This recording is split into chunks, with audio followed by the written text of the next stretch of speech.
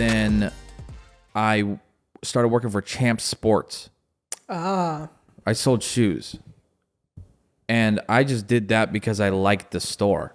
But that being said, though, if you want to get a sense of like sales, retail, or just anything, if you are in high school right now and you've never had any job at all, any job experience, highly recommend going into retail.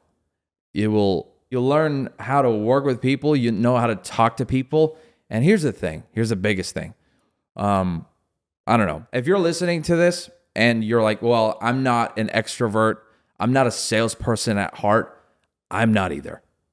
I'm actually surprised by that. I'm not a salesperson at all. Like, I was the opposite of that at the time.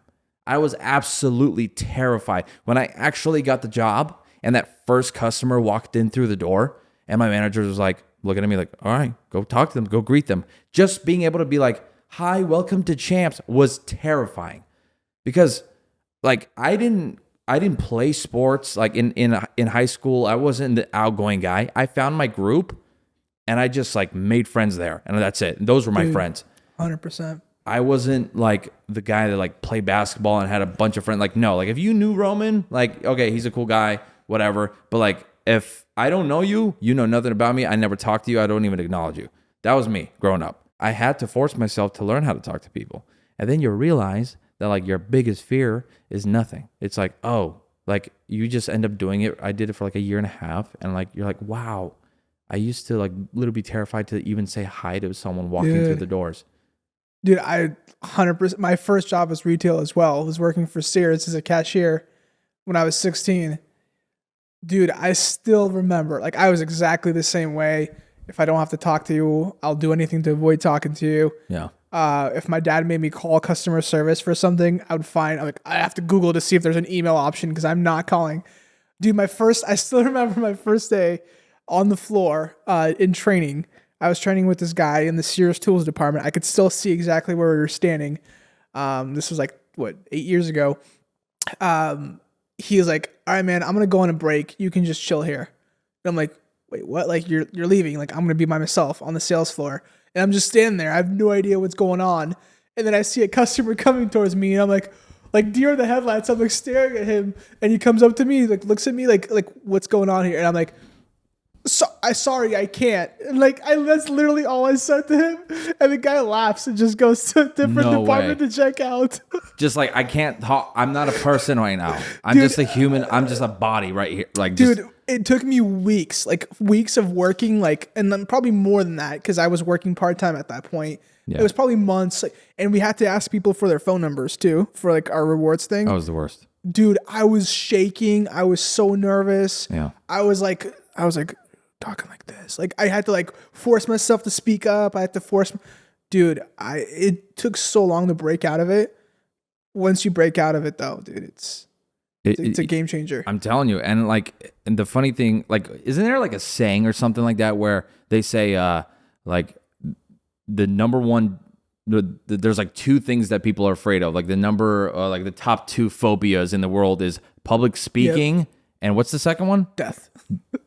Death? I think that's people are scared. Yeah. They're scared of public speaking, and then there's death. So people would rather be dead than talking in front of people, right? So imagine, like, if you are one of those people, like there's some truth in that. I'm sure that's completely made up. Yeah. So I was the exact same way, and like I have the same exact story as you. Like my dad would he's an immigrant, and he'd be like, call Chase and ask them. And I'd be like, no, I don't. Why do I have to do this? Ask David. And my brother has a stutter. And he's like, you're going to have the guy that stutters talk on the phone? It's going to take 15 minutes. It's like, you talk all the time. Call them. I'm like, I just the thought of talking to a stranger was absolutely terrifying.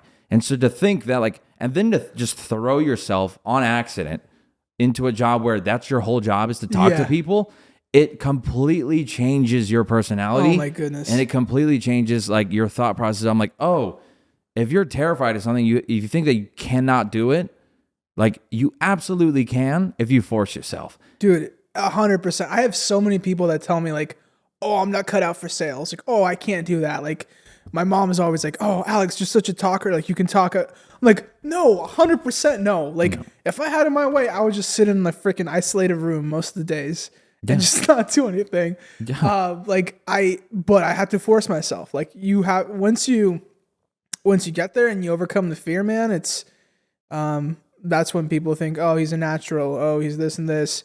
And like I said, even with you, I wouldn't have guessed that was a thing because of how outgoing you are and how much you can talk. But yeah, I mean, it's a learned thing, right? And some people have it naturally, but I think those people are rare.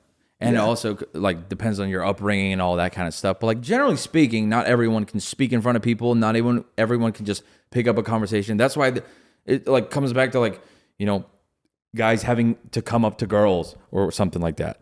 Or, you know, like it's terrifying. Why? Because you have no connection to this person, right?